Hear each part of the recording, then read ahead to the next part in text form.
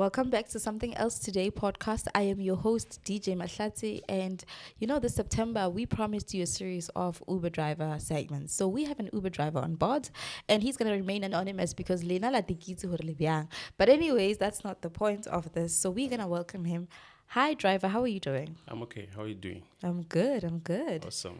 Did you get any trip on your way here? No, today I'm not working. Oh, It's a Sunday. It's a Sunday. Yeah. Oh, you don't work on Sundays. No. Is it not more hectic on the weekend? It is hectic on the weekends, but Sunday I just have to put it for church, resting, car wash, laundry, all those stuff. So Sunday, no. Yeah, we singele ba le lokisa ka di laundry. So now, can you please tell us a bit about yourself, your background, and how long you've been an e-hailing driver? I've been an e-hailing driver for 5 years. I started in 2020, just before COVID.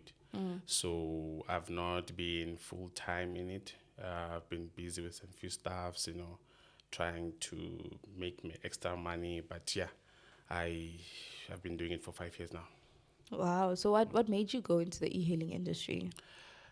At first, I was at a point where I did not have anything to do at that time. So I thought I was coming in to do it for part-time, for a year or two, and then I would leave. But I ended up staying longer than I had planned initially. Okay, that's very, very interesting. So let's dive into an experience of being an e-hailing driver for a day. So driver, how does a typical day look like for you as a driver when you are driving on that day, since you said you're part-time? Yeah. So my shift usually starts around 4 a.m. on Mondays and Tuesdays. Okay. Because that's when there's more movement, more especially early in the morning. So I start around 4 a.m. and I push to around 6 p.m., 5 p.m., depending on how busy the day is. And then, so during my Wednesday, Thursday, Friday, that's when I begin to ease up the time, because it's more of night work than during the day work. And then Fridays, it's usually night shift. Saturdays, night shift, and then Sundays off. Oh, okay. Yeah. Sounds like you're having fun with it. So what's the longest or most memorable trip you've ever had? The longest trip I ever had was to Behaviour in Limpopo from what's that place by Pretoria, by Mainland.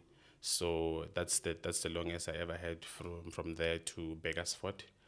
And the memorable trip I had was with this other Nigerian woman. So I used to pick her up every time to go fetch her kids, and that she always used to give me, it would be nice having to drive around, pick up the kids. And we got to a point where I got used to the kids. So every time having to go fetch them to pick up the kids was always nice. And Okay. Yeah. All right. What's your favorite type of passenger to drive? That one is a tough one, but I usually love passengers who sit at the front. That's one thing about me. As weird as it sounds, but I love passengers who sit at the front, because usually we pick up passengers at very strange places. Usually we pick up, there's a taxi behind you, there's the cops, Palm Metro, they are pounding us left, right, and center. So I usually prefer passengers. The cops? Yeah. What's with the cops? Are they bothering? Yeah, so it is about permits. So they want permits, like, the taxi permits. So taxis have got permits that says a taxi drives from Tembisa to Joburg CBD. That's those permits, but we do not have that. So they used to get us on that, stop you, ask you because we've got an operating license, but not the permit. So they ask you for that permit. If you don't have that, then they pound your car. So it's easier to, lie around if a passenger is in the front rather than a passenger at the back. And every time you pick up that taxis, these guys sometimes stop you while you're driving. It's easier to convince them when the passenger is at the front than at the back. So that's my type of passenger that I usually prefer. So yeah. I always thought sitting in the front was a bit rude, but now I see I'll sit in the front when I order a ride. Thank you so much. I will sit. I didn't know. Yeah. So, have you ever had a difficult or strange rider experience? How did you handle it? And I've had a lot of strange and difficult passengers. But usually those conversations or that kind of problems lies around money. That's where the biggest problem is. Most of the challenges lies around money, having to pay. Sometimes the fare is, uh, there's a surge and the fares went up due to traffic or maybe some turns that we took a longer route or whatever that. So I've had those cases before in the past, and I mean it's part of the business, and we just need to find a way of dealing around it. Because one thing that I've realized is that what usually happens in the car is not what trends on social media. Is not what trends on social media. Everyone would have to explain the story on what would make them look good for that kind of a situation. They wouldn't want to, even if a person did not pay, they won't say, I have never paid. All of the clients that I've had encounters with, I remember there was a lady that I picked up at a certain club.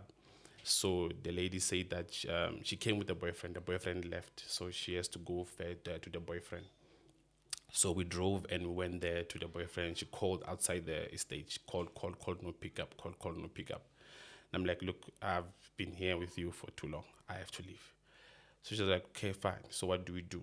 I'm like, with payment, we'll have to go to the police station. We'll have to get an affidavit. You put your details down, I put my details down, and then you can pay me later. Fine, no problem. We drove to the nearest police station. We got there. To explain to the cops everything. They were like, look, we're dealing with this kind of issues every day. You, Mrs., give him your phone, write the affidavit. They wanted my ID, my license. We wrote affidavits, both of us.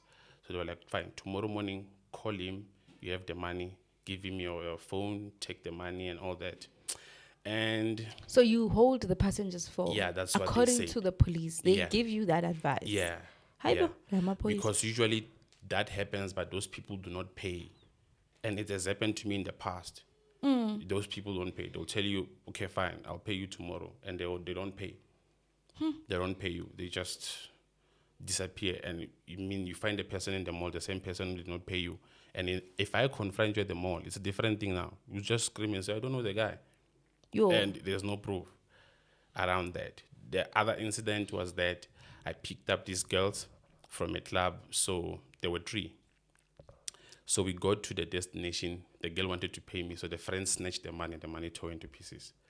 So she, fine, no problem, I understand that there was a fight and all that.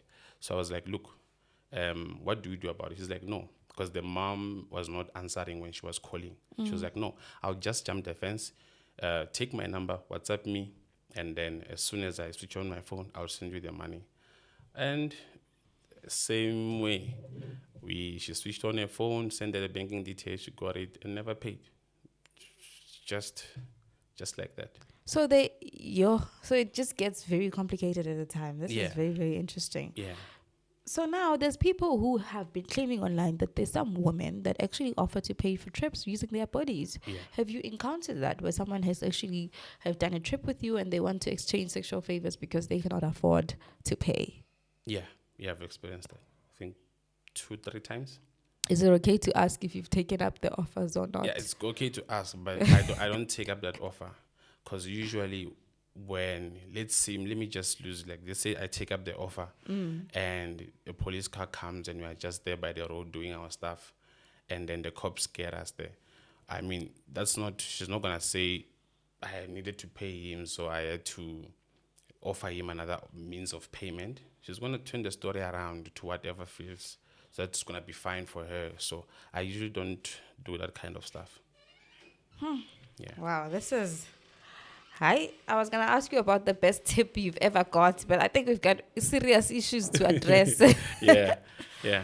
So the best tip I ever got, I picked up a guy at a casino. He gave me one of those... I don't think they use it. I think it's poker. I don't know. Those the around. Chips. Yeah. Yes. That chip was around, I think, 500 at the time. So I went back, cashed it, got that 5 clipper. Oh. And yeah, it was so nice. Oh my God. That's very, very interesting. So do you drive Uber or Bolt? Bolt. Okay. Yeah. So how do you communicate with Bolt as a company when you have issues? Do they respond?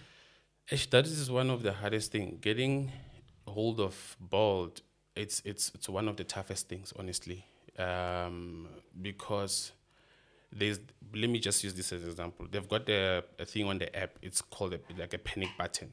So whenever you're in a serious problem, you just press that.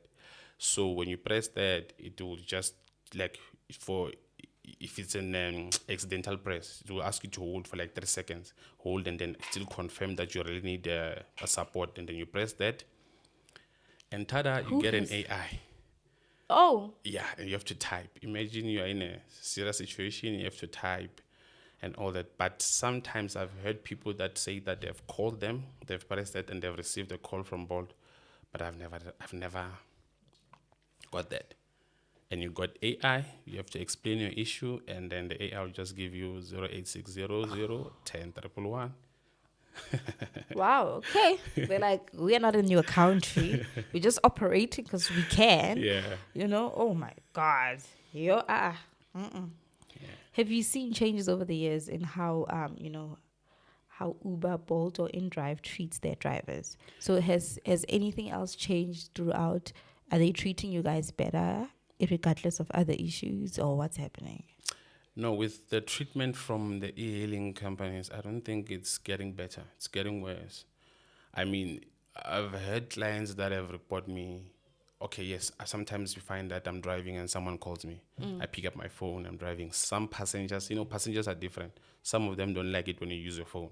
Some passengers don't like it when you go next to a truck. You're like it's on a 2-3-way road and there's a truck next to you. Some passengers don't like that. Some passengers don't like it when you speed. Some passengers don't like it when you've got slow. your window. Yeah, you drive slow. So it differs with passenger to passenger. So I've had people who report me, usually for cell phones. That's one thing that I always get in trouble for.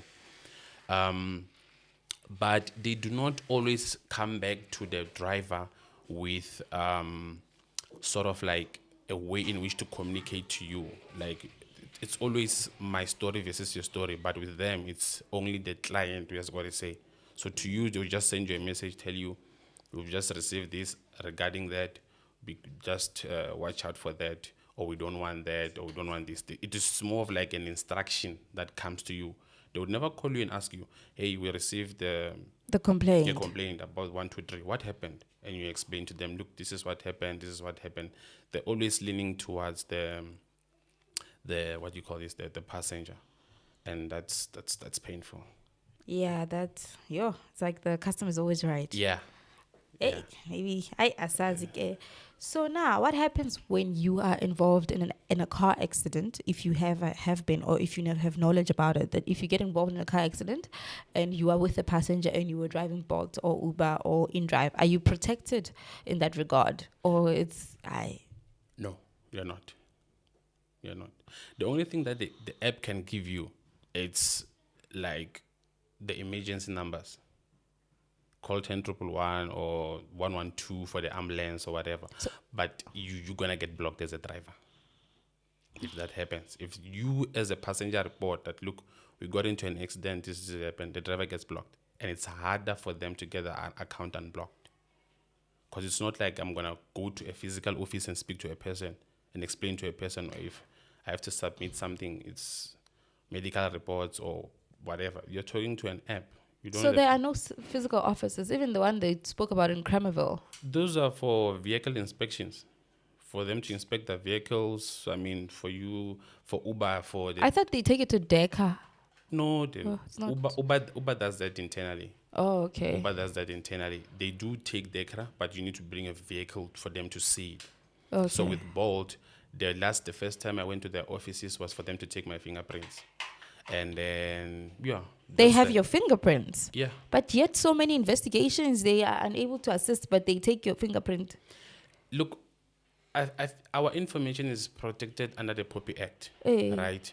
So if you as a passenger have got a problem, you need to first open a case. And then the people that are investigating will get a warrant to Bolt, and Bolt will release the information. They're not going to release the information on social media.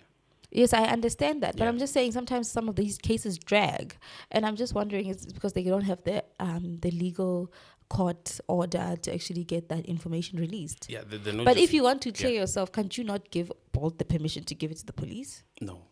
Wow. Because usually you get investigated behind your back. It's not like I'll be aware that I'm being investigated for 1, 2, 3. It's going to be behind your back. Maybe your account is just going to be blocked. And then there's just going to say suspicious activity. What's suspicious activity? I pick up like 18 people a day. Which one is suspicious? Who's suspicious? Is it yesterday, the day before yesterday? Is it last year? What's suspicious? So you don't know. You don't know. And usually those accounts just end up being blocked. And just like that. Let's move on to earnings and economics. Yeah. So it says, is driving Uber financially sustainable for you? Not anymore. Not anymore. Not so anymore. Before it was. Yes. Yes. Okay. Because according to an article from Business Tech, it says that e-hailing drivers go on strike in the SA because of unprofitable percentages. Yeah. So what does that mean exactly to you? Okay. We work on a percentage, like we deal with percentages whenever we deal with the e-hailing companies.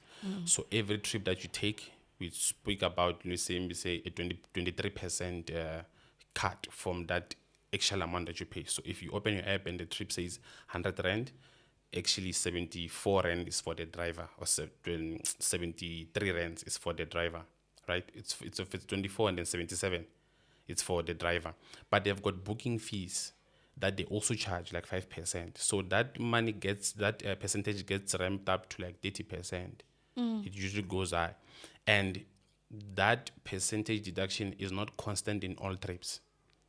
So I might pick you up now for the same fare and I get, for example, let's say my card is 64 Rand and I pick up someone and my card can be 50 Rands. It's not constant. And you have no way of proving that they're cheating. You're going to speak to an app, to an AI. To a robot. Yeah.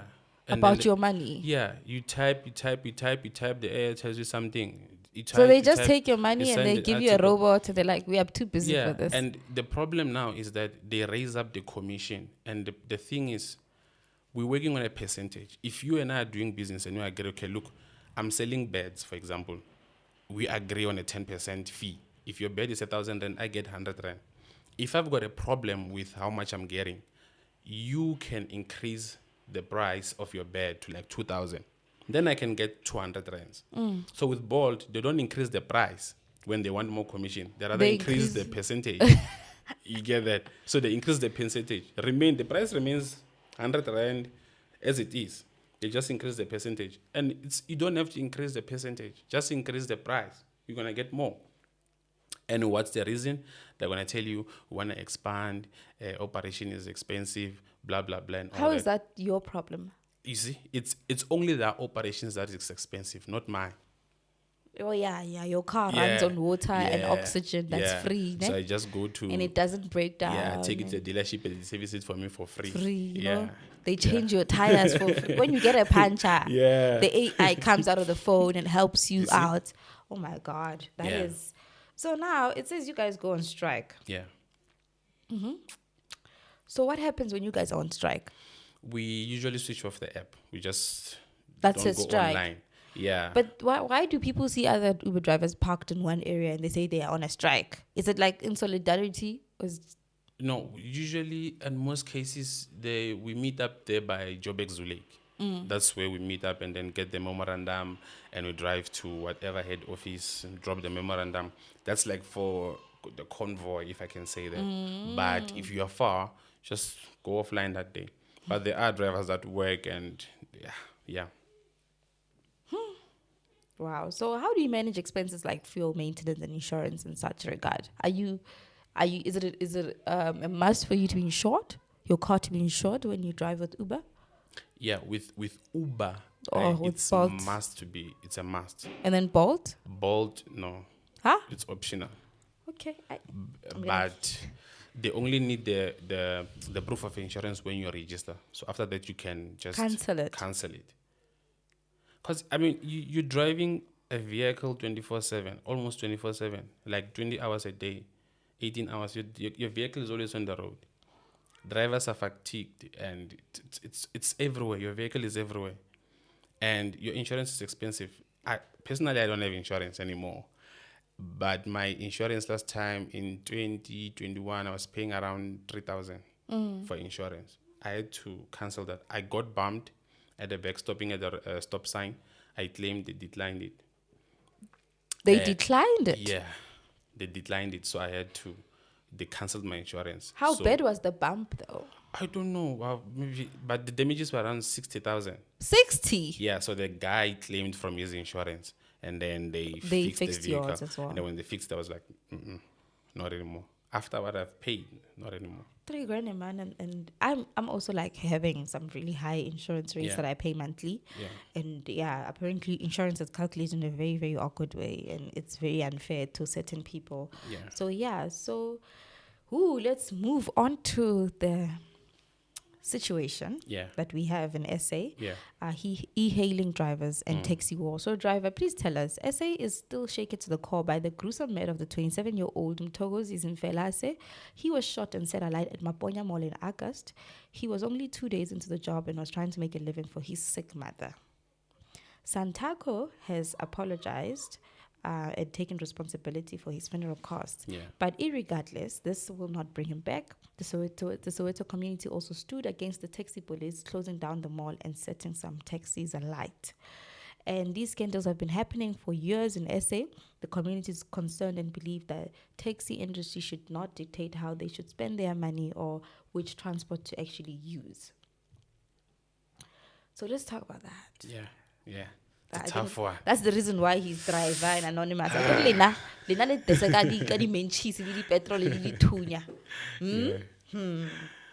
So, how have you ever been in a conflict with a taxi driver? Yeah. How many times? It's once where they took my car. They took your car. Yeah. It was one of the worst experience in my life. So I got up to this other train station, and usually when we're dealing with taxis, it's about territory. Go here, don't go here. So we go where they say we should go. So I get there, drop the passenger opens the doors, close the doors, and 3 cars are flying on oncoming traffic. Block me left, right. I could escape, but they came up with rocks and those, what do you call them? Sambok. No, those wooden stuff with like. Yeah, that usually What used is it by called? Zulu. Sakila. Yeah, so they came with that. So if I ran, I would definitely lose my windows and get the car damaged. So they took me to this other holding place. They say they wanted 3,000 for me to release the car. So I was like, fine, no problem. I complied. I was like, fine, let me see what I can do. I don't have money now. Let me see what I can do.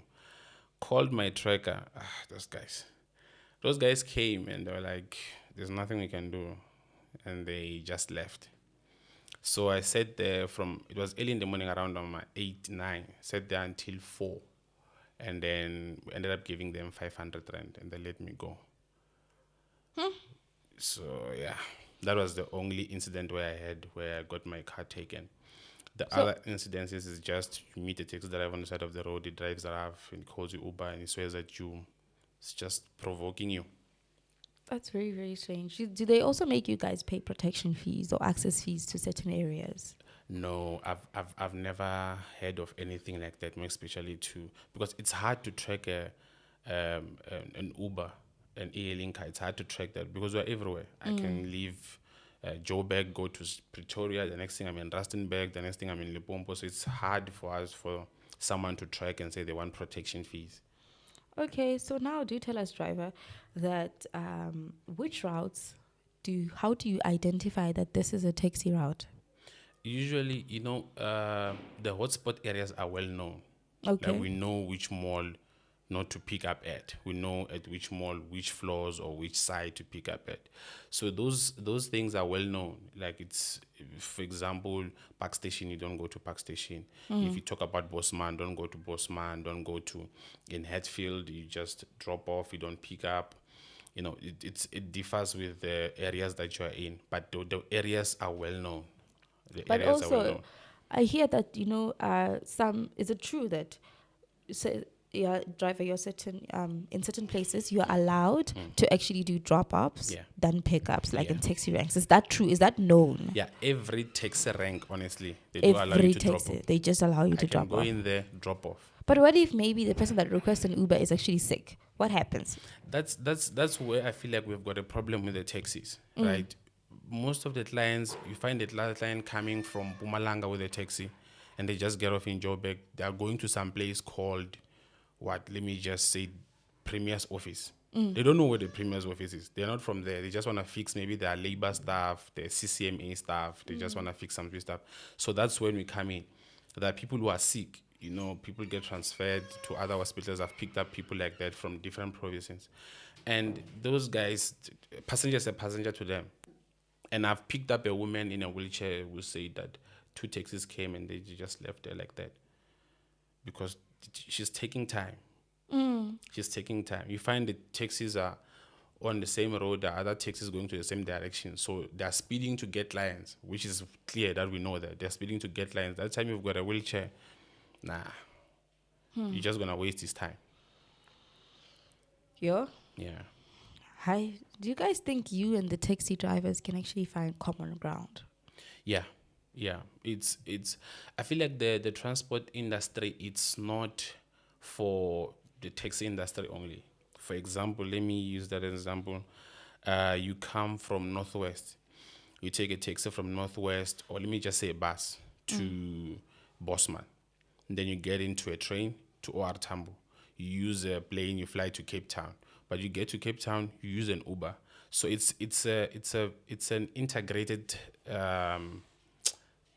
It's usually Ubers accommodate where taxis do not, maybe places they don't go to, or maybe you find someone is in a hurry and they need to go to work, you need to go for an interview, you are late, someone is sick, you need to drop your daughter. That's where taxis do not go to, and that's where Uber now comes in. But it's so sad because these guys, even when they are off duty in that rank, they do request us. And even during the days they go to buy lunch, there was a guy who got stuck. I remember it was a taxi driver requested me. And I was like, pick up point by the taxi. What's happening? So I just drove slow there. He was like, yeah, my guy, relax, take it easy. Relax. And I stopped. He jumped in. He was like, no, I need to buy fuel. I'm stuck. When he bought fuel, he was okay with it. But if we had to say that was another person, not him, he would not be okay with it. That I don't is so understand where the strange. greediness is coming from. So since they have Santaco, do you guys have a union of your own? Because I did hear earlier you said that you guys have like a convoy when you're submitting some form of mandate to We do not have a union. memorandum. I feel like this industry is not properly regulated. The government is not doing much to properly regulate this industry. So we do not have a union. We don't have anyone representing you. I mean, if a driver gets kidnapped, they pass on just like that. It's just another driver who went offline. Yes, that's one of the things that we also discovered, that you guys don't come out on social media and tell us. No. We always hearing, I jumped off a running car, and you guys don't come out and say, says we didn't hold you. You guys don't say anything. Is it because you guys are scared of the taxi drivers? The taxi industry is so violent. I grew up with a friend of mine who the father is into taxis, and one thing that I can tell you for free is that anything you want, from illegal guns to drugs to anything, it's in the taxi industry. And one shocking matter that you realize is that the things that taxi drivers are doing to Ubers, even when Santaco can come and deny it, they are well aware and they give them the green light. They just publicly deny that, but they are well aware. They know who did that to our fellow brother. It's clear to them. They know. They can publicly deny and say, no, we don't know, whatever. They know. The chairmans and the bosses know who's doing what where. I saw some videos that were trending of these other guys. I think it was in Mpumalanga with a white Corolla trying to stop a truck, or some delivery guy saying it picked up people. Those taxi bosses, they know who's doing what where. They give them the green light. They know. Those people are not just going out and doing things on their own. Yeah. Because also there's an article coming out that's saying that these people actually now are actually blocking certain parts in certain, I think, areas where Yeah. they're checking if you're alone in your car or Yeah. not. And if you're not alone, Yeah. they're forcing the other passenger to actually catch a taxi. Yeah, that if you check those kind of stories, the taxi industry will not have a comment until the media guys picks it up. They won't comment anything until it gets picked up. The video can trend and whatever, but as soon as it comes into light into the media, now they will come and say, yeah, no, we are taking disciplinary action, blah blah blah. They're fully aware. They're fully aware of everything that's happening. Wow. Hi. Even though this segment is about you guys, we would be doing an injustice if you don't ask about your Yeah. cases now, where Yeah. women come out in numbers and say, this is what happened when I was in an Uber. Yeah. This is what has been happening. So, So there's allegations around you guys sometimes mugging people. Yeah. And also assaulting female passengers. So, Yeah. from your perspective, could you please advise on the red flags women should look out for when actually ordering a ride? Well, thank you for that question. Can I please answer that maybe in a different way? Okay. Let me first say this, which is a bit controversial, but let me just say it. 80% of the challenges that women face on e-hailing vehicles, they are the causes of them. How? At least about it. That's Why are you saying that? That's the honest truth. 20%, yes, there are few drivers that are messed up, that are doing bad things to women. But when it comes to women, in my experiences that I've had, women are the cause of it. Because, look, there was a story that was trending about some ladies that were beaten by Nigerian guys. I think you saw that story. Oh, yes.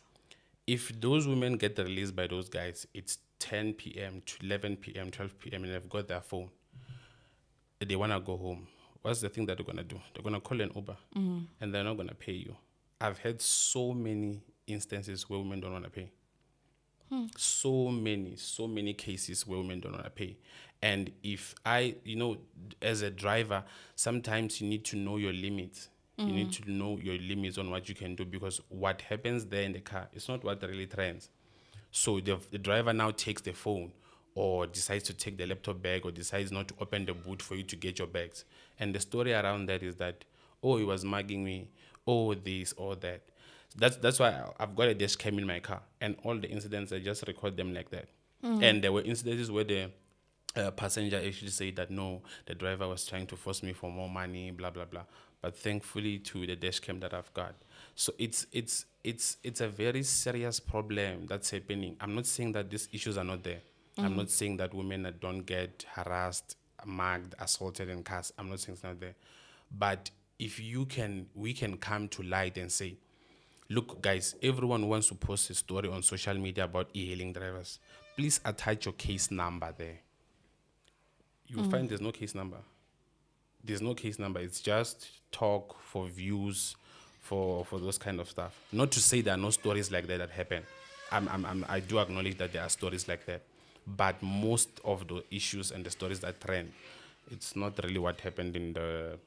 But why the doesn't Uber. the Uber driver come and counter? It's you as an Uber driver. No one wants to hear your side. Because you guys don't talk. Because no one wants to hear your side. You see, everyone who comes in, most people who come into an Uber, they look at an Uber driver like a taxi driver. They think you're not learned. You're just a driver. Take me home. Take me to work. You are nothing. That's how people treat us. You do not get their respect. Person can come in my car, sit at the back, light a cigarette. That's how disrespectful people are. Light a cigarette, and you're like, why? It's like, sorry for. That's Sorry. it. Sorry. That's it. Orle sorry, man. Sorry. It sometimes you tell a person goes to asks you, driver, can I please stop at McDonald's? Sure, no problem. Stop at McDonald's, stop, buy your food there, sharp, you get into your car and start eating. I ask you, is your food not gonna spill in my car? You say no. Okay, fine. We drive and you leave your McDonald's bag there at the back, and I ask you, it's a fight. You can pick it up or you can do better. why are you complaining? I paid you. What is the money that I paid you for? There's nasty things that passengers say to us, honestly. And that's why I got a dash cam. And I can pull out so many feeds for you that will shock you. There's a lot that's going on, honestly. So how do you personally make sure that your female passengers feel safe and they don't feel like those 20% that you were talking about, they don't feel like something's going to happen to them? Okay, number one thing about me is that I drive to where you requested. I always follow the direction of the app. If then I need to make changes to my route, for example, there are always many routes to a destination, and maybe one is quicker than the other. I always ask you, can we go this way? Sure, no problem. But in most cases, I don't speak to passengers. I just keep my cool, drive. If I need to stop for fuel, I ask, can I please stop for fuel? Sure, no problem. If I need to stop quickly to go to the toilet, I cannot hold it for another hour to Joburg or to where I ask. That's it. But I always stick to the route that's on the app, and that's what I follow every time. Wow. So here we have another article that says Uber has contributed to 3.5% of economic growth in the transport industry. So do you think SA needs its own e-hailing app? You mean like government? Because I've heard some stories about Yeah, the government is trying. The systems I want to be offline. You know, I feel like we do need another e-hailing platform. But from my view, already the way things look like now, it's just going to be hard. But because one thing about e-hailing drivers is that we're not united. There was an app that came up, I think, called Shesha. Look, we agreed, guys, let's switch off these two because they're giving us problems. Let's register with this one and use it. And it's just a few people who register. Shesha, what's Shesha about? It was like Bolt or Uber. A South African app? Yeah, I don't know if it's South African or what. But I think so. It's for taxis. Yeah. So people were like, let's use that app, whatever. But if you switch off from your Uber, I mean, someone is online there and still, because it's a problem. You get passengers want things to be easier for them. So if I get into a new app and the new app, for example, let me just put it like this: you want transport from me as cheap as possible. I want you to pay as much as you can. You get that? So now, if a new company comes up, if it ramps up the prices, no one's gonna use that. No one's gonna use that. If then they lower the prices, as a driver, I'm not gonna join them. I'm not gonna join them because they're too low. If they give discounts, I don't want discounts. I want full prices. So until these drivers, all of us come as a one collective, we've got the same problems. Our problems is earnings, safety. We tell ourselves, look guys, this is a new app that's coming. Let's all of us register into this app. We switch off those ones. And if we can say to that, all passengers will move because you just turn on your Uber or your Bolt app or InDrive and there's no cars. And then you turn on this one that we're talking about and then you get cars there. So that's the thing. Yeah. And we also understand that there's more safety concerns around you e-hailing drivers. Yeah. So driver, tell us, have you ever been mugged, shot at, or assaulted during rides? Yeah, I've had an incident where a guy tried to mug me. Yeah, but when I drive, I'm always armed whenever I'm working, more especially night shift. Is it registered? Yeah. Is it allowed that when you're working a night shift that you can be armed, and if an incident happens and you have to use your firearm, are you protected legally? You see, with the e-hailing companies, they don't allow you to arm yourself because they've got the Panic by 10 AI. Yes, the one that gives you 10,1. Yeah, and then their vents are dispatched somewhere. They don't allow you to get to be armed. And because I personally don't want, okay, let me stick to the question, then I'll answer that later. So they don't allow you to get armed. That's one thing they don't allow. But it's either you choose to be a victim or you defend yourself. But what's the South African law saying about you holding a firearm when you're driving? If you use it in defense, are you protected legally or are you still going to jail? Yeah, if you can protect yourself, I mean, it has to go to a court of law. If you can defend yourself, yeah, you're good. Yeah. Wabeno. Yeah. Hi. So, what are the hotspots for hijackings for e-hailing driver? Where, if like a new possible e-hailing driver is watching this, which places would you say they should avoid in order to get mugged and all of that? Where should they avoid picking up people, dropping off people, stuff stuff like that? Avoid townships, number one. Avoid Kasi as hard as you can until you know the game, because it gets tough. It gets really, really, really tough. Avoid picking up at taxi ranks. Every city has got its outskirts. Like, for example, let's talk about maybe Pretoria. There's Marabastad. It's still part of the CBD. Avoid those places, because it's 50. You got a 50% chance that it's not gonna end well. Yeah, avoid those places. Avoid cash trips at night. Avoid zero rides. Avoid, maybe even you can say even less than 50 rides. Avoid that, because even if the person has got 200 rides, they're still not verified. They're still not verified. They don't have their face. They don't have their phone number. They don't have their ID. They don't have nothing. It's just another client to them. So, when you had this incident of how did you file it with the police? Yeah, you file it with the police. They get And then how did that help? They tell you, this is a civil matter, my guy. Go handle it with the others. Oh, okay. The other time I was told, are you hurt? No. You are lucky. Oh, that's very, very interesting. Oh my God. Do you have any more things that you would like to tell us before we close? The only thing that I can say is that we really need proper earnings, and we need regulations in the industry, because statistics shows, and there's an article that I read that was saying that e-hailing earnings have decreased by 36% since 2016. So it's really gonna cause a serious problem also for passengers, because even though you guys are not part of you want the ride cheap, it does not affect you. It's even good for you. It's advantageous for you to pay less on a ride. But in turn, that really affects you, because if you can check on the e-hailing platforms, people are starting to complain about drivers sleeping in cars smelling like vomit. That's what they say. That trend usually just started like 2-3 years ago. Back then, drivers were getting paid properly. Now, earnings have dropped. So you need to work more harder to get the same amount that you used to get like 5 years back.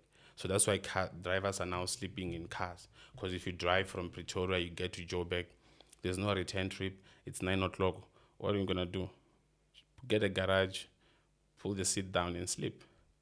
And then the next person is going to complain, oh, your car is smelling, blah, blah, blah, blah, blah. But in actual essence, this all boils down to earnings. If drivers are properly compensated, you're going to get clean cars. Because then the platform can hold you accountable as a driver. Your car was not clean. But now no one's going to hold me accountable. Even if I use a cracked window with plastics and sellotape, what are you going to say? The window was cracked. So? No one's going to hold me accountable for that. Drivers are driving with shorts, with some dodgy hats, with vests, with glasses and like shorts, and you're like, hey, are you avoiding the cameras? Are you a wanted criminal? You see, and no one's going to hold them accountable. But if we pay them properly, then we have a right to tell you, look, we need you to wear this in a certain way. We need you to put on jeans, long sleeve shirts. We need you to dress like this. We need your car clean. Your car was not clean when the passenger picked you up, when you picked up the passenger, blah, blah, blah, all that. All those things, all those concerns that passengers are complaining about. Because personally, I used to do the car wash twice a week with my car. Twice a week on Mondays and Fridays. But now it's tough. You need to find a way. You do it only once when it's dirty. But if it's not, just continue driving. And it gets tough.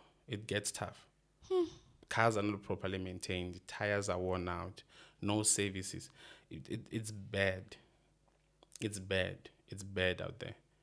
So it all boils down to earnings. If drivers can be properly compensated, like nicely compensated, because there's no such thing as we cannot increase the prices.